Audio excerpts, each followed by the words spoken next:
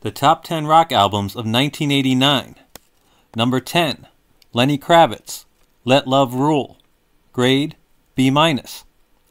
This very underrated musician's debut album includes a title track that he wrote himself, but it sounds like it easily could have been written by the Beatles' John Lennon and Paul McCartney. Standout track, Let Love Rule. Number 9, Neil Young, Freedom. Grade, B-. This album's best song would lead to Neil Young sometimes being called the godfather of grunge, and it was played live on MTV in an incredible performance with Pearl Jam, with Eddie Vedder sharing lead vocals. Standout tracks, Rockin' in the Free World. Number 8, The Gories, House Rockin'. Grade, B-. This debut album by a very underrated Detroit garage rock band would have a great influence on the sound created by Jack White for the White Stripes. Standout tracks, I Think I've Had It, I'll Go. Number 7, Nirvana, Bleach. Grade, B. A good but very rough debut album that shows how important Dave Grohl, who was not yet a member of the band, would be to the sound of their classic second and third albums. Standout tracks, Blue, About a Girl. Number 6, Candlemass, Tales of Creation. Grade, B+. The band's last album with singer Messiah Markland for 16 years is another very good doom metal album with the classic epic Candlemass sound. Standout tracks, Under the Yoke, Tears, Somewhere and Nowhere, A Tale of Creation. Number 5, King Diamond, Conspiracy.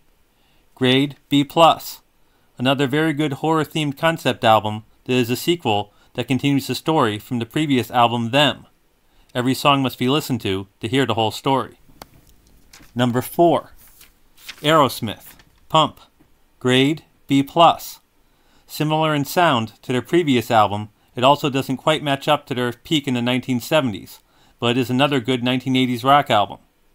Standout tracks, Love in an Elevator, Janie's Got a Gun, The Other Side. Number 3, Motley Crue, Dr. Feelgood. Grade, A-. Still not as good as their first two albums, but definitely their best album after those two. This was seen as a comeback album by a band that had cleaned themselves up, especially after Nikki Sixx almost died, which was also the inspiration for the best song on the album. Standout tracks, Kickstart My Heart, Dr. Feelgood, Same Old Situation. Number 2, Stevie Ray Vaughan and Double Trouble, In Step. Grade, A+. Stevie Ray Vaughan's last album before his tragic death in a helicopter crash. This shows that the great blues guitarist was just hitting his peak.